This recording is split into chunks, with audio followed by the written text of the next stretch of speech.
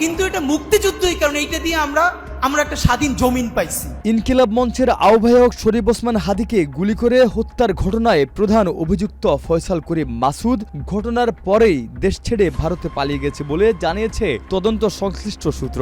গোয়েন্দা তথ্য অনুযায়ী হামলার প্রায় 12 ঘন্টার মধ্যেই সে সীমান্ত অতিক্রম করে। গুলির ঘটনার পর পরিকল্পনা অনুযায়ী গুরুত্বপূর্ণ আলামত গায়েব করা হয়। পুলিশের হাতে গ্রেপ্তার হওয়া অভিযুক্ত ফিলিপের 2 সহযোগীর জবানবন্দিতে বলা হয়েছে, ভুটিয়াপাড়া সীমান্ত দিয়ে ফয়সাল ও তার এক সহযোগী ভারতে পালিয়ে যায়।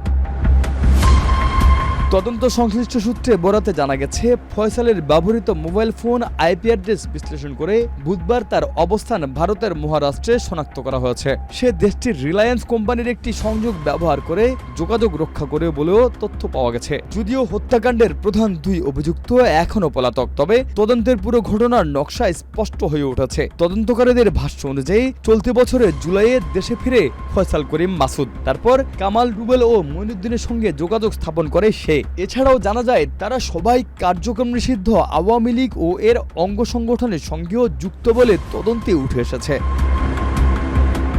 গোয়েন্দা তথ্য অনুযায়ী গত 4 ডিসেম্বর রাত 8টা 18 মিনিটে বাংলা মোটরে ইনকিলাব কালচারাল সেন্টারে যান ফয়সাল ও তার সহযোগী কবির। প্রায় 6 মিনিটের ওই বৈঠকে শরীফ ওসমান হাদির সঙ্গে ঘনিষ্ঠতা তৈরির চেষ্টা করা হয় এবং একই সঙ্গে কাজ করার প্রস্তাব দেওয়া হয়। এরপর 9 ডিসেম্বর রাতে ফয়সাল আবারও ওই কেন্দ্রে যান। এ সময় তার সঙ্গে ছিলেন নতুন সহযোগী আলমগীর। ওই বৈঠকে নির্বাচনী প্রচারণার বিষয় নিয়ে আলোচনা হয় এবং এর মাধ্যমে হাদির প্রচারণা টিমের সঙ্গে যুক্ত হয় ফয়সাল। পরদিন 12 ডিসেম্বর সেগুনবাগিচা হাদির প্রচারণায় সরাসরি অংশ নেয় তারা।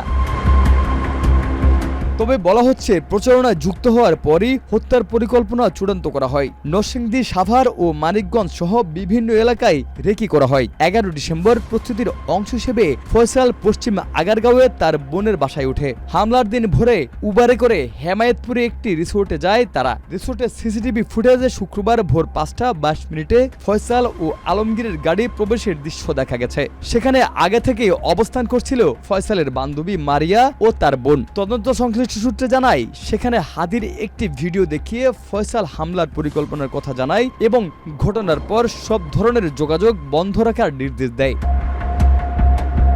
পরে বান্ধবীকে বাড্ডায় নামিয়ে দিয়ে বেলা 11টা 5 মিনিটে আগারগাঁওয়ে বাসা থেকে মোটরসাইকেলে বের হয় ফয়সাল ও আলমগীর। তারা সরাসরি সেগুনবাগিচায় হাদির প্রচারণায় যোগ দেয়। দুপুর 12টা 22 মিনিটে হাদি মতিঝিলের উদ্দেশ্যে রওনা হলে অভিযুক্তরা পিছু নেয় হাদির। দুপুর 12টা 50 মিনিটে হাদিকে বহন করা অটোরিকশা মতিঝিলের জামিয়া দারুল উলুম মসজিদের সামনে পৌঁছায়। সেখানে জুমার নামাজ আদায় করেন হাদি। নামাজ শেষে দুপুর 2টা 16 মিনিটে তিনি সেখান থেকে রওনা হলে ফয়সাল ও তার সহযোগী অনুসরণ করতে থাকে হাদির সেই অটোরিকশাকে। মতিঝিল হয়ে পল্টনের বক্স কালভার্ট সড়কে ঢোকার পর দুপুর 2টা 24 মিনিটে খুব কাছ থেকে হাদিকে লক্ষ্য করে 2টি গুলি ছোড়া হয় বলেও তদন্তে উঠে এসেছে। ঠিক তখনই আততায়ী ফয়সাল করিমের সেই গুলি হাদির মাথার ঠিক কানের উপর দিয়ে বাম পাশ দিয়ে প্রবেশ করে ডান পাশ দিয়ে বেরিয়ে যায়। এরপরই তাকে উন্নত চিকিৎসার জন্য দেশে এবং বিদেশে পাঠানো হয়। পরবর্তীতে এক পর্যায়ে হাদির চিকিৎসকরা তাকে মৃত ঘোষণা করেন।